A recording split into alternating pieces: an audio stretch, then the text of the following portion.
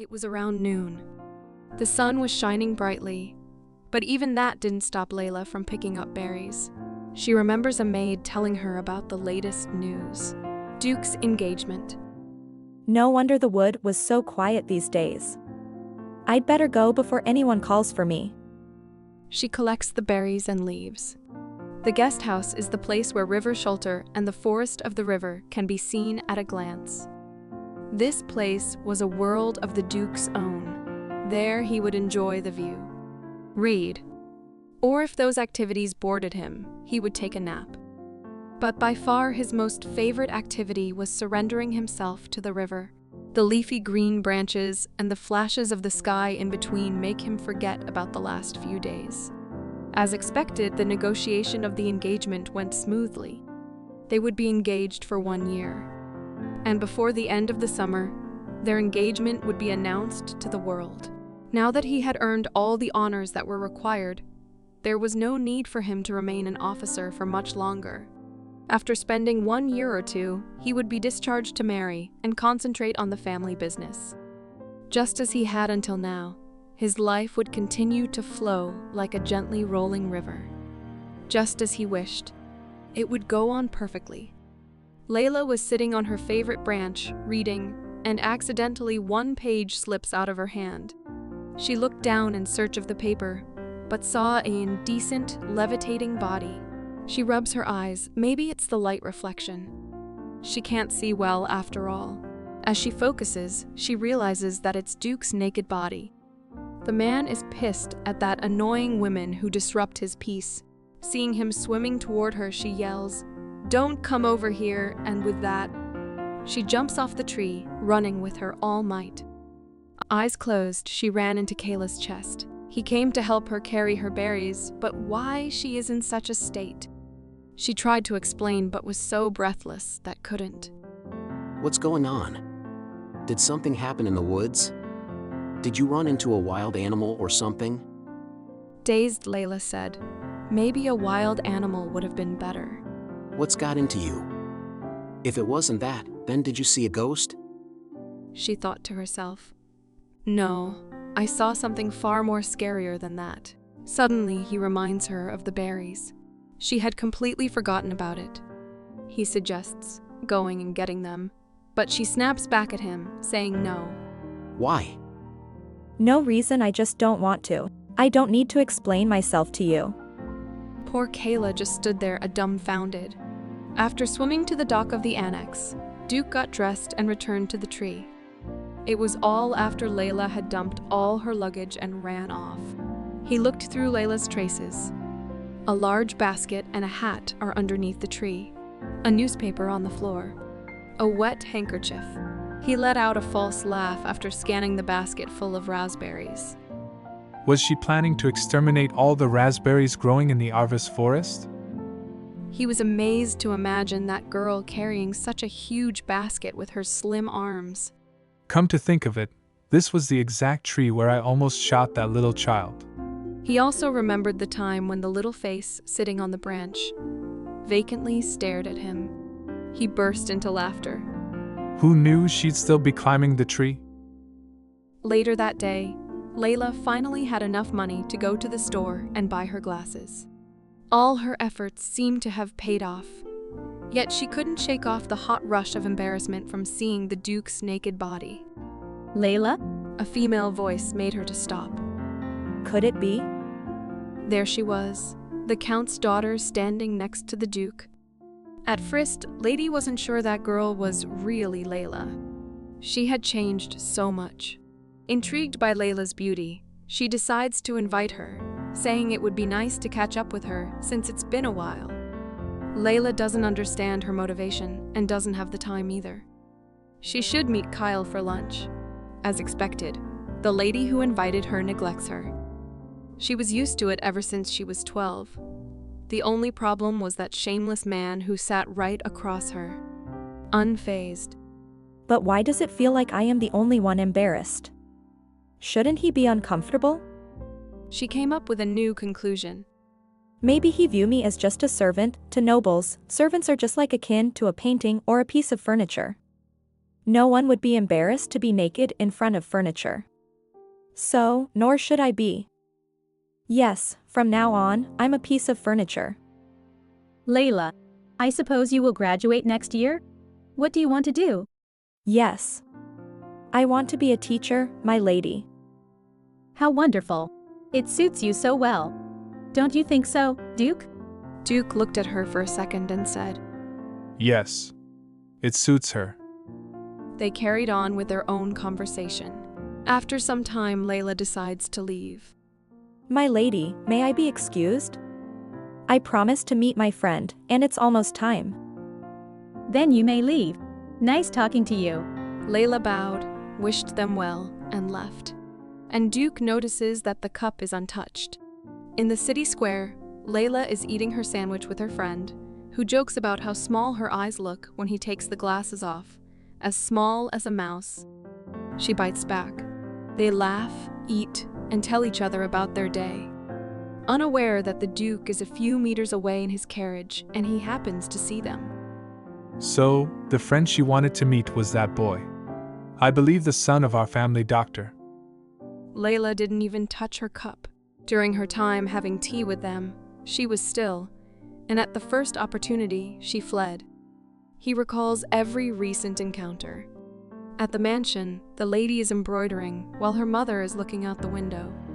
She murmurs something under her breath, and then she asks with fury if the girl who is next to the groundskeeper is Layla. The lady confirms and also points out her beauty. And that doesn't bother you? The lady just smiles, which causes her mother to shake with anger. The lady had always known that Layla would become a beautiful woman, but she exceeded her expectations. That was why she suddenly asked Layla to join them. It was a test for the Duke. Would that be all right, Duke? And he, in return, passed her test by responding with the correct amount of interest and indefiniteness. I know your worries, Mother, but there is no need for it. It's because you are still young and don't know how men are. But she cuts her off. As you said, Mother, I'm still young, but even I know that men of power have a mistress or two. Yes, that's very likely to happen to Duke, just like how it had happened to her father and many other men. It's not a problem. The problem is when a man fails to treat his mistress as just that. But for Duke to behave that way is very unlikely. She tells her mother that, I hope it never comes to that, but if the Duke were to have a mistress, I'd rather it be someone like her. She is the kind that knows her place and is controllable. The Countess couldn't believe her ears. She scolded her harshly, and even thought out loud about how to get rid of that girl. My mother's behavior is understandable. She had miscarriages before me, and had to endure my father's affairs with many women. She lived in constant fear that one of those beautiful women was someday going to give birth to a boy. I feel sorry for you, Mother, but at the same time, I was as sick of you as much as I pitied you. The lady tried to soothe her mother by saying that even if he became interested in her, she could only be a mistress. Claudine, my child, you know nothing about love and how reckless it can make someone. Lady thought to herself. Love. I promised myself as I watched you cry every night that I would never be like you. Mom, what I want isn't something as fragile and pathetic as love. I want a perfect marriage that keeps my dignity and class. Meanwhile, in the guest house, a canary is on Duke's finger, singing beautifully for him. The golden feather of the canary shines in the sunlight, just like how a girl's hair who is gardening shines. In the next panel, a person with a bubbly smile approaches Bill's house. It's Kyle, and the silence of the house indicates that no one is in the house. While waiting, he thinks of his love for her. Although he promised not to be hasty, each day it becomes harder and harder for him to not do anything about it.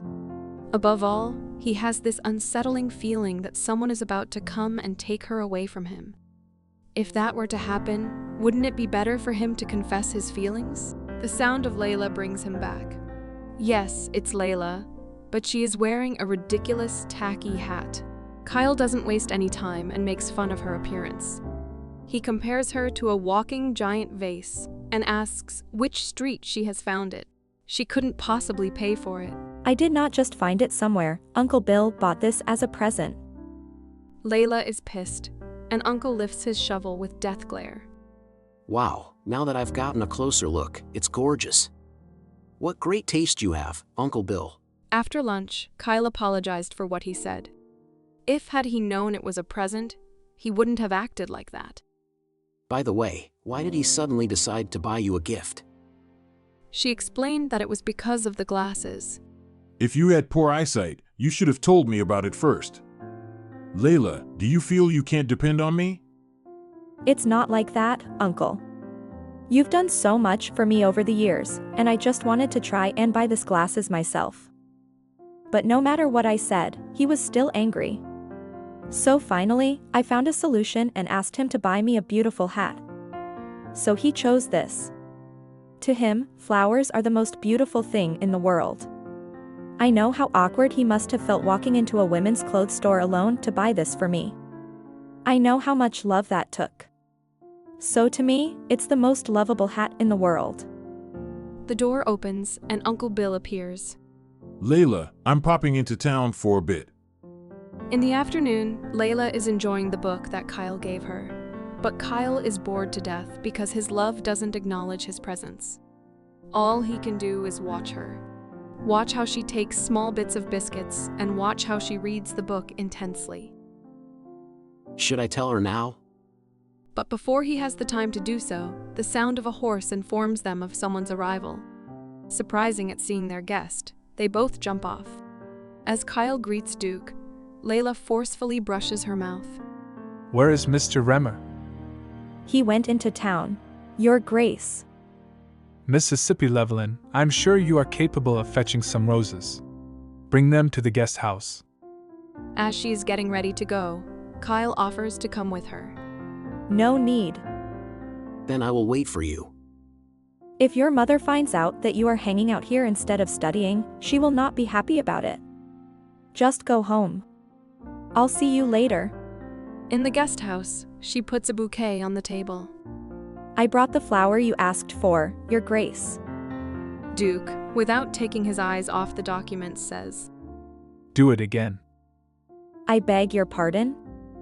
Surely he doesn't mean that. It's goddamn hot outside, and picking up roses is not an easy task. He further explains. In less loud colors. Layla is on her way to the garden to pick some less colorful roses as the Duke wishes. Even I, who don't know much about the ins and outs of the estate, know that the guest house is Duke's private place. It has few visitors, and only those who are invited can come in. So for a Duke to make such a request means only one thing. These flowers are meant for the lady. So I picked catchy colorful flowers, but look at where it's landed me. Only the devil himself tortures people under the scorching sunlight like this. I despise him wholeheartedly. Before she goes to the mansion, the man who was with Duke a few hours ago says goodbye to her. At the realization that now Duke and she are the only people in the house, her heart beats rapidly. Is he sleeping? Although he is in the same chair as before, his whole persona is now different. Defenseless and laid back. All through her 6 years living here, she never once saw Duke buttoned up. Should I leave or should I wait for him to wake up? A pair of icy blue eyes cut off her thoughts. Shocked, she lowered her head and used her hat as a shield to break the eye contact. I brought the roses. Should I pick them again? If yes, would you do that? So, at least this time let me know what wasn't to your liking. She blurted out what she was thinking. Heat must have gone into her head. He gets back to his work and starts to read a document before saying, It will do. Sit. Thank you, Your Grace, but I should take my leave. Mississippi Levelin, isn't it your job to put the flowers into a vase? But I'm not good at flower arranging. Then. He takes his gaze off the paper, tilts his head, and with a tone as sharp as his gaze says, Should I be the one to do this? She finally surrenders and sits on the chair right across from him. When I look at her, I'm reminded of the canary. My golden bird stayed quiet after her being moved to my bedroom. But now she is completely attached to me, to the point that I almost forgot how hard it was at first. Now she sits on my hand and sings beautiful melodies as if telling a sweet story. And you, Lelin? She caught him looking at her. How will you be?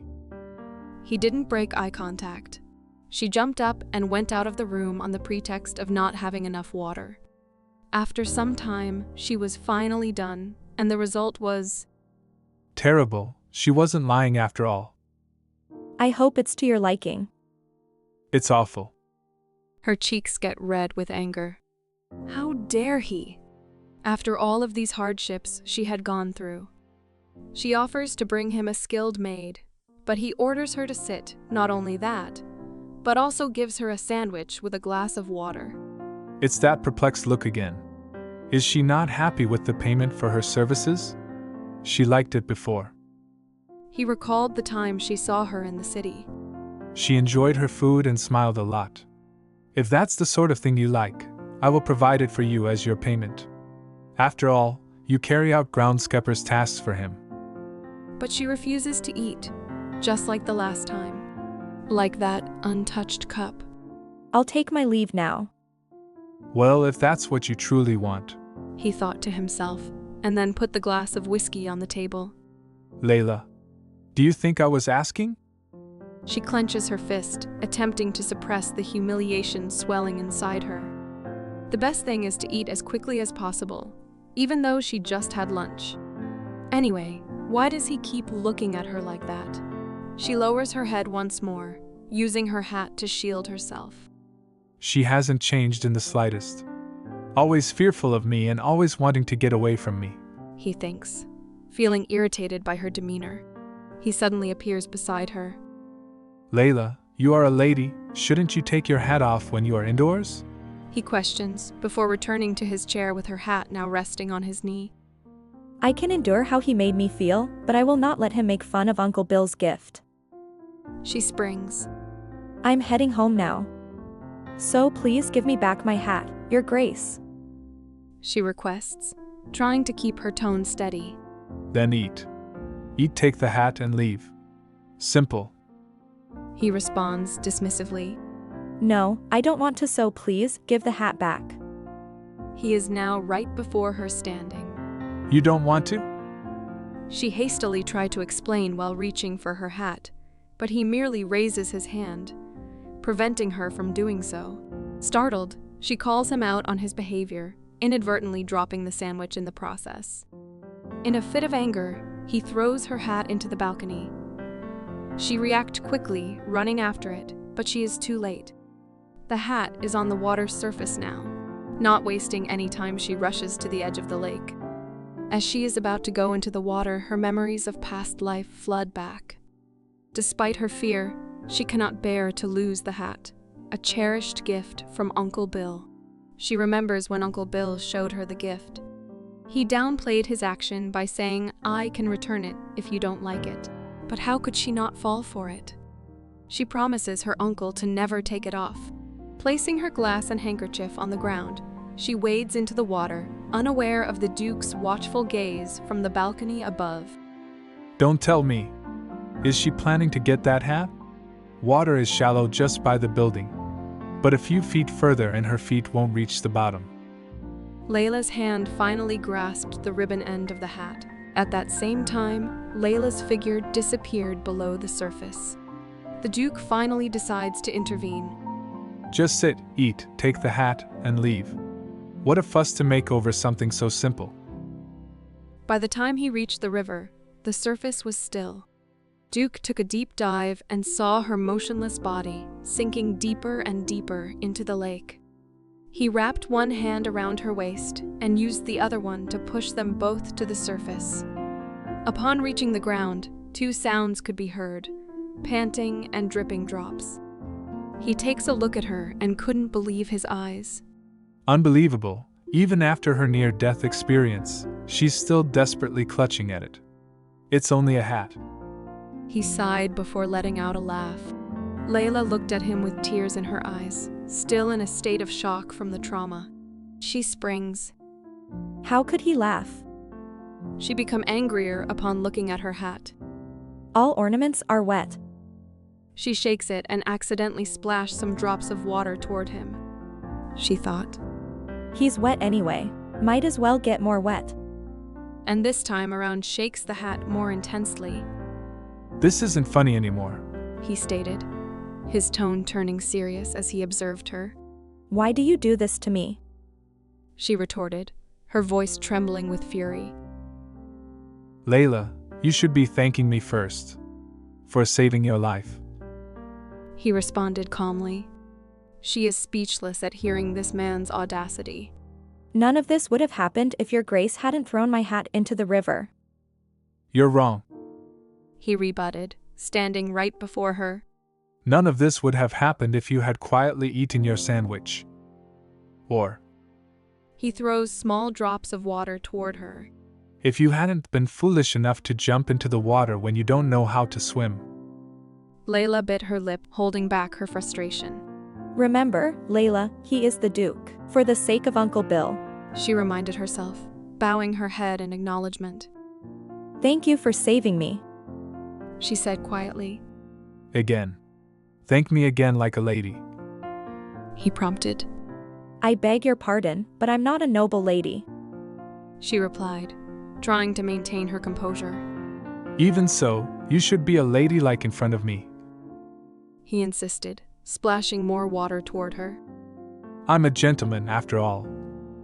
He added, smiling as she curtsied, wearing her hat.